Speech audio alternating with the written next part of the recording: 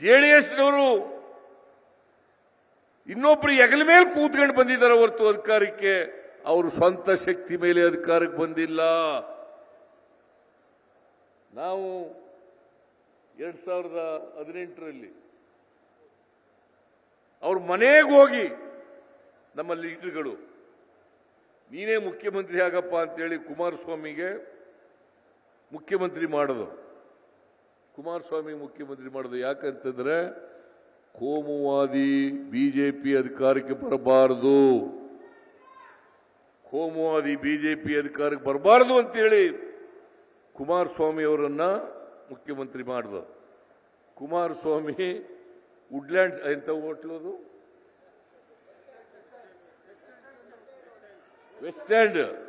West end ಹೋಟ್ಲಲ್ಲಿ ಉಳ್ಕೊಂಡು ಅಧಿಕಾರ ಕಳ್ಕೊಂಡು ಅದನ್ನ ಕಿತ್ತಾಕ್ದವ್ರು ಯಾರೋ ಅವ್ರ ಸರ್ಕಾರನ ಮಿಸ್ಟರ್ ಯಡಿಯೂರಪ್ಪ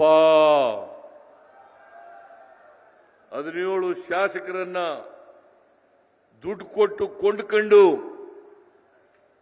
ಆಪರೇಷನ್ ಕಮಲ ಮಾಡಿ ಕುಮಾರಸ್ವಾಮಿ ಅವರನ್ನ ತೆಗೆದಾಕಿ ಅಧಿಕಾರಕ್ಕೆ ಬಂದರು. ಈಗ ಅವರೇ ಇಬ್ರು ಸೇರ್ಕೊಂಡಿದ್ದಾರೆ ಜೊತೆ. ಯಾರು ಇವ್ರ ಸರ್ಕಾರ ಕಿತ್ತಾಕಿದ್ರು ಅವ್ರ ಜೊತೆಲೇ ಸೇರ್ಕೊಂಡಿದ್ದಾರೆ.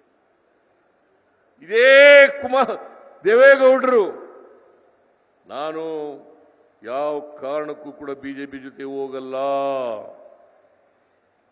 ಏನಾರು ಇನ್ನೊಂದು ಜನ್ಮ ಇದೆ ಅಂತ ಅನ್ನೋದಾದ್ರೆ ಮುಂದಿನ ಜನ್ಮದಲ್ಲಿ ನಾನು ಮುಸ್ಲಿಂ ಆಗಿ ಹುಟ್ಟಬೇಕು ಅಂತ ಇದ್ದೇನೆ. ಯಾಕಂತಂದ್ರೆ ಬಿಜೆಪಿ ಒಂದು ಕೋಮುವಾದಿ ಪಕ್ಷ. ನೀವ್ಯಾವತ್ತೂ ಕೂಡ ಬಿಜೆಪಿಯನ್ನ ಬೆಂಬಲಿಸಿಲ್ಲ.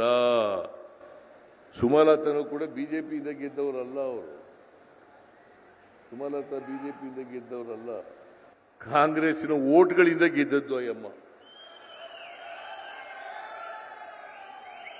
ಕಾಂಗ್ರೆಸ್ನಿಂದ ಓಟ್ನಿಂದ ಗೆದ್ದದ್ದು. ಈಗ ತಿಕ್ಕಾಟ ಶುರುವಾಗ್ಬಿಟ್ಟದೆ. ಸುಮಲತನ ಕೊಡ್ಬೇಕಾ ಜೆಡಿಎಸ್ ಬಿಟ್ಕೊಡ್ಬೇಕಾ, ಸುಮಲತನ ಕೊಡ್ಬೇಕಾ ಜೆಡಿಎಸ್ ಕೊಡ್ಬೇಕಾ? ಯಾರೇ ಕ್ಯಾಂಡಿಡೇಟ್ ಆದ್ರೂ ಕೂಡ ಸುಮಲತಾ ಆಗಲಿ ಜೆಡಿಎಸ್ನವರಾಗಲಿ ಯಾರೇ ಕ್ಯಾಂಡಿಡೇಟ್ ಆದ್ರೂ ಕೂಡ ಈ ಸಾರಿ ಅವರ ಅಪವಿತ್ರ ಮೈತ್ರಿ ಇದೆಯಲ್ಲ, ಈ ಮೈತ್ರಿ ಅಭ್ಯರ್ಥಿಯನ್ನ ಸೋಲಿಸಿ ನಮ್ಮ ಅಭ್ಯರ್ಥಿಯನ್ನ ಗೆಲ್ಲಿಸಿಕೊಡ್ಬೇಕು ಅಂತೇಳಿ ನಿಮ್ಮಲ್ಲಿ ಅತ್ಯಂತ ಕಳಕಳಿಯಿಂದ ಪ್ರಾರ್ಥನೆಯನ್ನು ಮಾಡಲಿಕ್ಕೆ ಬಯಸ್ತೇನೆ.